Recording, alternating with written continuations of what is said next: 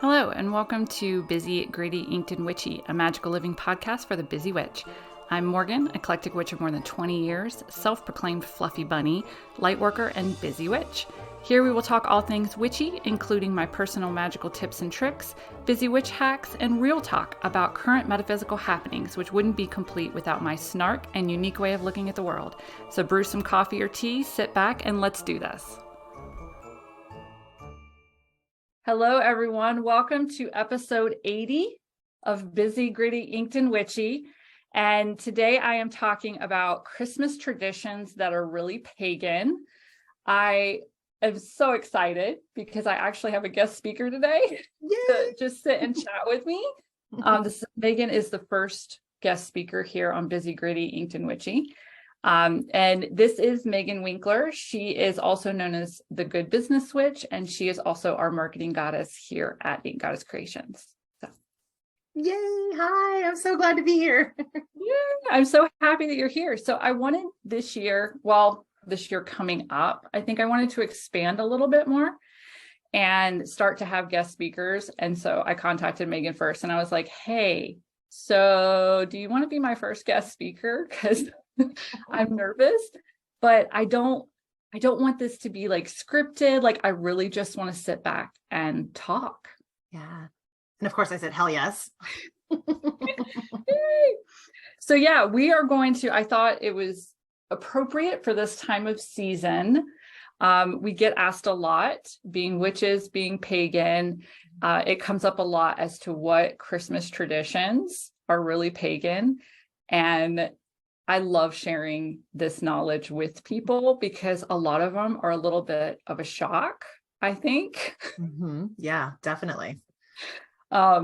So the first one I did, and just in true fashion, just because like people, I've never done a recorded one before, but I'm always telling my listeners, like, I have notes, I do research. I do research. So we have a few things to go by. But I think it'll just be really fun today. So, all right. So the first thing is basically when I was researching, the whole thing is just pagan. Oh yeah, totally. Like 100%. Like I really couldn't find any Christmas traditions that were 100% Christian. Yeah. It was very difficult to find that. So it seems that like everything that we knew, especially for us who grew up Christian, and maybe made the transition later in life or kind of had an awakening and decided to become pagan or something else, like this is what they did. When they were kind of just going through, when the Christians were going through, like hundreds of years ago, they were like, okay, so you all have Saturnalia. We have Christmas. Look how similar they are. And it's because they essentially just kind of overlapped and made their traditions our traditions that were already existing. Yeah. Well, that's one of the things that, like, throughout history, you can see when a conquering society comes into a new area, they take the local traditions and they integrate them into their own or create new ones kind of in their own image to get everyone to kind of comply. So, I mean, gosh, we see it with like Ostara as well. We see it with Samhain, obviously. I mean, it's crazy to me. Yeah, so the biggest one is Saturnalia, which was a Roman holiday that was held mid-December. And basically, like when I was reading about Saturnalia, Christmas is kind of a combination of that and Yule. So Yule, of course, is the first day of winter. But the Romans knew how to party. Like that. Oh, yeah. That's not a secret. Yeah. So they like shut down everything. Like when I was reading about Saturnalia, they shut down the courthouse. They shut down all it. Like it is just over a week-long celebration. There was, I loved this. Gambling is part of it. I love it. like, I've never gambled for Christmas or Yule, but Yeah. like we are going. I think it's so fun because we're going to Vegas this year as a family. Our family trip is to Vegas this year. For Yule, we're going to be in Vegas for Yule, and then it's also to celebrate my son's birthday. So I'm like, oh my God, I'm going like real pagan this year. You are. I love that. You're gonna have to like drop a coin in the slot machines and just be like, it's for Saturnalia. Yeah, right. But that's where we get like, so I guess just to back up a little bit, the god Saturn, the Roman god Saturn, is the god of agriculture. Mm-hmm. So that's why during the winter, like they just kind of shut down everything and started partying to be like, hey, can you bless our crops, so that we can get through the winter, but we can have, fertile crops in the new year. Mm-hmm. Mm-hmm. Yeah. So that's where the gift giving came from, because they were always giving gifts to everyone else, but also to Saturn. There was also sacrifices, though. I'm glad we kind of did away with that. Yeah. They decorated homes with wreaths. Mm-hmm. I did like this. There's like on the last day of Saturnalia, they sacrificed a pig on the like courthouse steps or something. Okay. I always have ham on Christmas. I don't know if that's like yeah, I do too. So now I'm wondering. Right. I'm wondering if that even kind of carried over, because we are Thanksgiving turkey, Christmas ham people. Yeah, we do all the similar. Like we usually have turkey at Christmas as well, but it's like turkey and ham. Yeah. Yeah. There we go. We're sacrificing a pig in the name of Saturnalia now. I mean, I'm down for it. Awesome. I love the gambling, singing, feasting, like all of that. Yeah. Which leads into evergreens. And do you know like what evergreens symbolize and all of that? I feel like I have read this somewhere before and I do not remember. So refresh me, please. It's the everlasting life. Is it? Okay. So that's what, but like during the winter, it's dark and all that shit. So they brought in the outdoors. They also did it to honor the nature spirits as well. So you kind of bring in as much, but to brighten up your home and all of that. So that's where any evergreen came from. So wow. Christmas tree. Yeah. The wreaths were like the circle of life. That's what they represented. Yeah. Yeah. So that was it also, pine and cedar, all of that. Pine, cedar, fir, super cleansing. Oh yeah. Yeah. Smells amazing. Oh yeah. And the Romans were very into the Greek and Romans were very into incense and all of the medicinal plants and all that. So that makes sense. Yeah. That's cool. So even that is all of us, all pagan. I love it. I've always wanted to do, so I didn't know this was a thing now. It's called a nostalgia tree. That's what it's called. So I guess there's a differentiation nowadays between like themed trees. Okay. And if you just have like all of the ornaments you've collected over the years, or like if you see that baby's first Christmas and like, so that's a nostalgia tree now. And I'm like, oh. Well, I mean, I think that's really cool. And also the only kind of Christmas tree I've ever really had. So yay. But I do like that we can kind of take back a little bit of those pagan roots, because in a way that's almost like an altar, right? Yes. It's so cool. Oh my God, I never thought of that. Like, I just got the goosebumps. I'm like, yep, that's it. It's like you're honoring, even with those really bad Christmas ornaments that your kids bring home in the first grade that like has their picture in the middle. Yes. Mine has a one that was like, they traced her hand and like, it's a reindeer because it's like upside down or something. Do you have the same one? Yes. No, we have, so we have, of course, baby pictures that were turned into, like ornaments and stuff like that. There is one picture of Skylar that it's like a picture of Skylar, and then there's just random puzzle pieces glued around it. I'm not sure. But a couple of years ago, I can't remember, Skylar put it on the very center top of the tree. Yeah. And now that has actually become a tradition in our house. So awesome. Now that she's moved out, my daughter's 20. So she lives in a different state. So just my son and I decorated the tree this year, and he took it out and was like, oh, this has to go at the top center of the tree. So it's like a family altar. Yeah.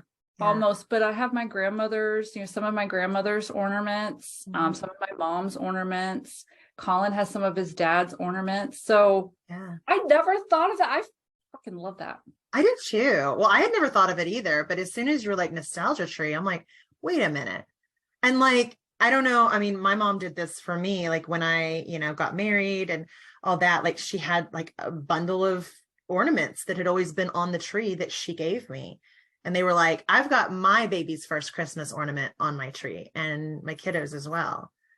So, and then when she leaves the house, she's going to get that to carry onto her tree. And it does kind of create this family link, It's I love that. Very cool. I'm going to have to, because my son asked me this year, he's like, why do we always put the same things on the tree? And I'm like, because this is our Christmas tree. And he's like, well, have you ever thought of doing like a color coordinated one? And I'm like, well, here at the shop, we have a themed tree, I guess. It's Avalon or Yule themed. So I have a witch hat topper, and now I have Yule ornaments. Both of those were done by Lauren over at Primitive Witchery on Etsy.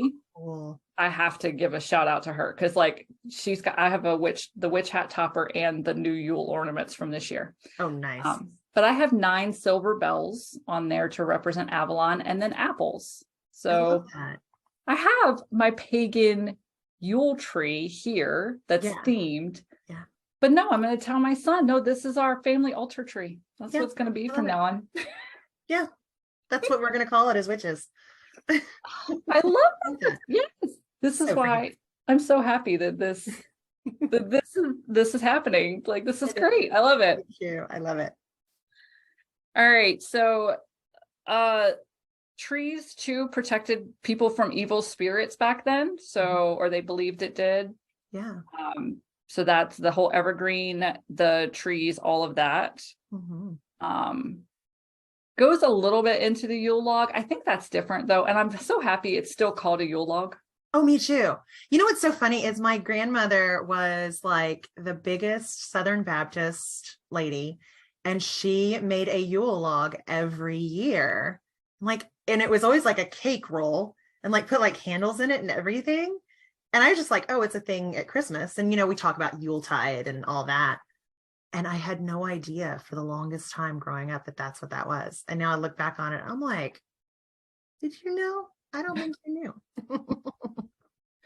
Those are my favorite. We, I guess we won't be getting one this year because we'll be in Vegas, but as bad as it sounds, Costco does an actual Yule log cake every year that it is like, it's basically a giant Swiss cake roll. Let's just call it. It is. Yeah. And I think you can get one and like freeze it and enjoy after Yule. It's fine. That is true.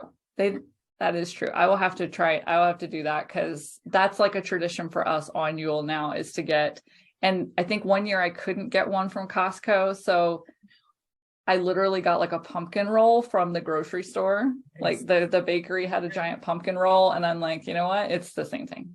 Yeah, it works. Hey, we are busy witches here. We need shortcuts.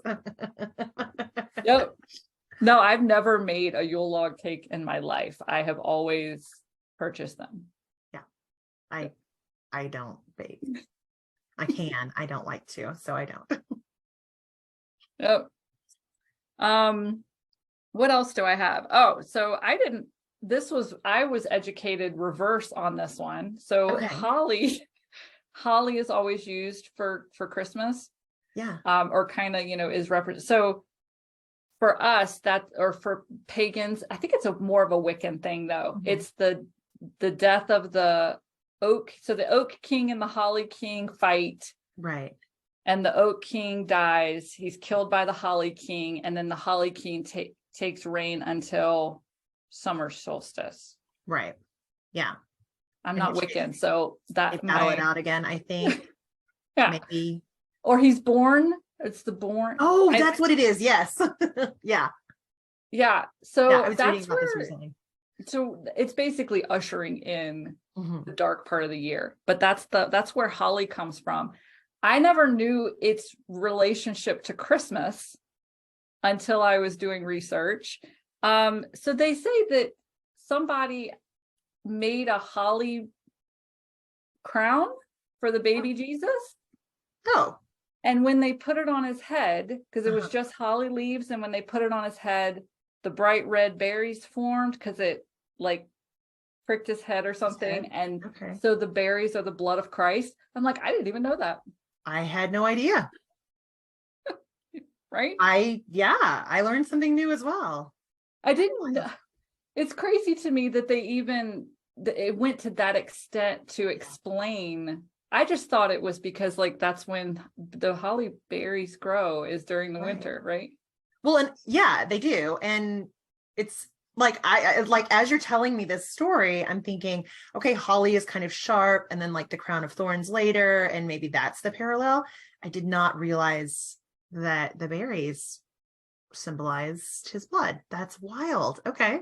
No, they made a whole origin story for why holly isn't, and I'm like, that's okay. I did Dude, not and know I that. grew up in that tradition, and like I've never heard that. That's so wild. Yeah. Okay, cool. Yeah. Let me see, what else do I have? Mistletoe. Mhm. So of course, mistletoe is the Druid herb for good luck and blessings. Mhm. There is also a story of Balder. I think it was Balder Yes. dying and Yes. being brought back to life. And Balder is, look, I did the research. I read it. It's Norse. Is Norse, and he was killed by Loki by consuming mistletoe, and then his mother was his mother Frigg? Yeah. And like that started a whole thing with her and Loki. Loki's always causing trouble. Yes. But that's how it got to be. I guess when he was brought back to life, Mm-hmm. the mistletoe was given to Frigga, who's known as like the goddess of love, or one of them. And so that's where the connection between mistletoe and love, or like kissing under the mistletoe, or that's where that connection came from. That's awesome. I almost reached behind me to grab my Eclectic Witch deck binder and be like, I don't know. I know there's a mistletoe card in here. I know there's a Balder card in here. Yeah. I know there is. There's mistletoe. I think we have mistletoe and yeah. So I didn't know that either. I knew that it was the Druid. Like it also is the herb for like this season too, like the winter season. Yeah. So I knew all of that, but I did not know that part of it. Which is so funny because it's technically a parasite. Like if a tree gets mistletoe, it's not a good sign. No. Because the tree is dying. Mm-hmm. Like it doesn't kill the tree, but it latches onto trees that are dying. And I'm like, oh, that's kind of a strange parallel there. It is. Yeah. It really is. Yeah. I don't know. There's always the Santa Claus thing too. So it is now believed that Santa Claus's form, or this, so there is Saint Nicholas, who would give gifts to, the poor people and things like that. And so there's that whole tale of Saint Nick, but the image that we know Santa Claus of, like the big guy with the beard and these jolly and all, is supposedly Odin. Oh yeah, I've read that. Yeah. Yeah, the Norse head god, who, I didn't know this, has a sleigh that's pulled by reindeers. Oh, I didn't realize that. Okay. No. I am learning so much. This is so crazy.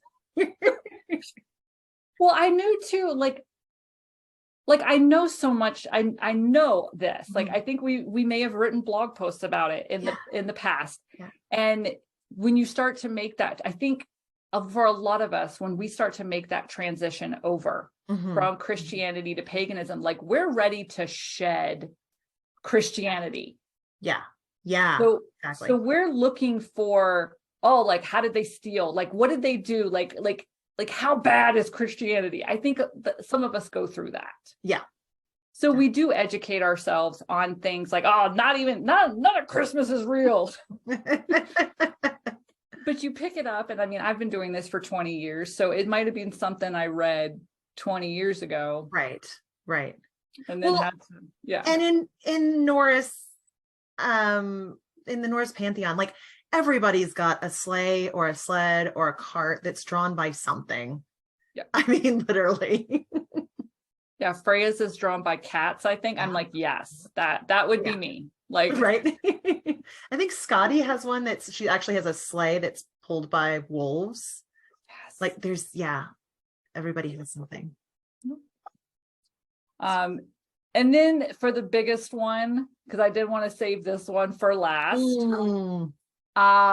So if you read the Bible, it does not tell you when Jesus is born. So the biggest thing overall is that it is believed that the Christians chose Yule because, for us, this was the rebirth or the birth of the sun, S-U-N. So they decided to, because Yule is the winter solstice is the longest night of the year. So the day after winter solstice, the sun starts to return. Yeah. And the days get longer. So it is believed that that's why they chose this festival to have it be Christ's birthday, because it was the birth of the sun, S-O-N. Yeah.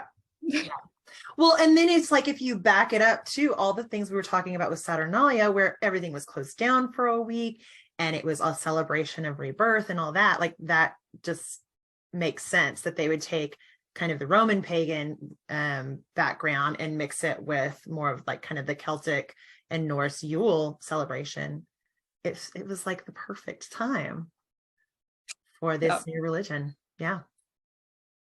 And I have even I don't know, there are actual astrologers out there who have, if you ever want to dive into, like, if anyone ever wants to dive into it, they say that if the North Star was directly above Bethlehem, like, if they're like, okay, if these are facts, if the North Star was directly above Bethlehem at the time of Jesus's birth, they date it to somewhere in between the spring and the summer. Yeah. I've heard, like, late April, early May, that whole time right there. Yeah.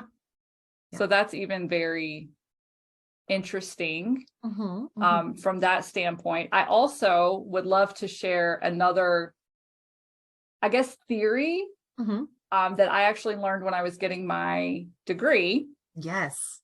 So the North Star was not actually a star in the sky. It makes reference to the third eye. And the three wise men who came were actually, like, meditating, and they were Eastern men who meditated and foresaw in this meditation a birth of a divine child. And so they were led by their North Star, which was their third eye, to the birth of Jesus. I was like, that's pretty cool. Like, I'll entertain just about anything. I'm open-minded. Yeah, absolutely. Well, and just, like, so many things have changed throughout history, and you know, it's like the Bible itself has gone through so many revisions for some very political reasons in some instances. That yeah, it's like it could be anything.